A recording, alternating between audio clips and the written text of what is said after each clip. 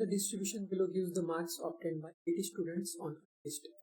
एक टेबल दिया है जिसमें स्टूडेंट्स के मार्क्स दिए, फर्स्ट रो में मार्क्स है, सेकंड नंबर में नंबर ऑफ स्टूडेंट्स है। जैसे लेस देन 10 मार्क्स जो है वो 3 स्टूडेंट्स ने ऑब्टेन किए, इसी तरह से ये टेबल दिया है। अब इसमें पूछा है the model class of this distribution. Model class किसको बोलते हैं?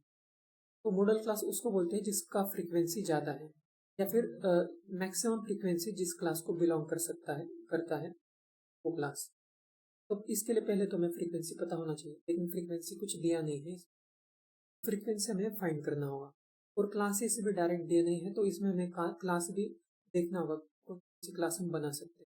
तो जैसे लेस देन 10 है, फिर लेस देन 20 है, फिर लेस देन 30 है, तो क्लास हम ऐसे बना सकते हैं जैसे 0 से लेके 10 मार्क्स एक क्लास हो गया। इसी तरह से 10 से लेके 20 मार्क्स क्लास एक इंटरवल होता है, तो हमने इस तरह से इंटरवल बना लिए इस तरह यहाँ।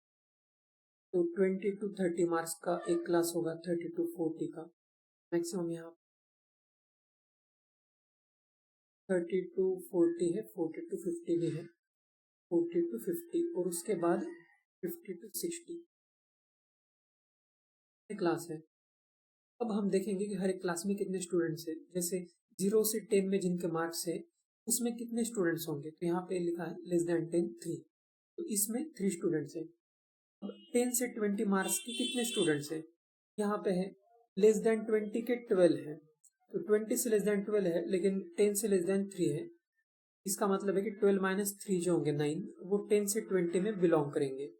तो वैसे इसका तो ये फॉर्मूला होता है इस तरह से कि नंबर ऑफ स्टूडेंट, एक्चुअली ये जो नंबर ऑफ स्टूडेंट दिया है इस तरह से जो लिखा है कि लेस देन, इसको हम क्यूमुलेटिव फ्रीक्वेंसी बोलते हैं और इसका डिफरेंस जो वो फ्रीक्वेंसी आता है, या फिर नॉर्मल समझ के भी कर सकते हैं।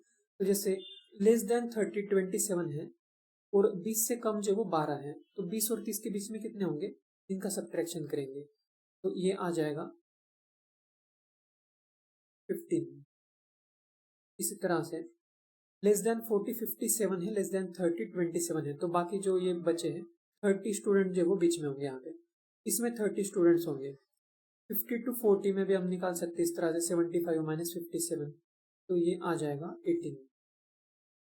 और लेस देन 60 80 है और ये लेस देन 50 75 है, तो 50 और 60 के बीच में होंगे फिर से 15 स्टूडेंट्स, यहाँ पे ये 18 थे। तो ये हमारे हर एक क्लास और उस क्लास में जितने स्टूडेंट्स है वो राइट साइड में हमने लिखा है। तो सबसे ज्यादा स्टूडेंट जो है वो 30 to 40 क्लास में है, इसका मतलब कि ये मैक्सिमम फ्रीक्वेंसी है। यहाँ पे इस क्लास में सबसे ज्यादा स्टूडेंट्स हैं, तो इस क्लास को हम बोलेंगे मॉडल क्लास। तो हमारा इस क्वेश्चन का आंसर होगा सी ऑप्शन। तो मॉडल क्लास मतलब मैक्सिमम फ्रीक्वेंसी कौन सी क्लास में है ये कैलकुलेट करना होता है।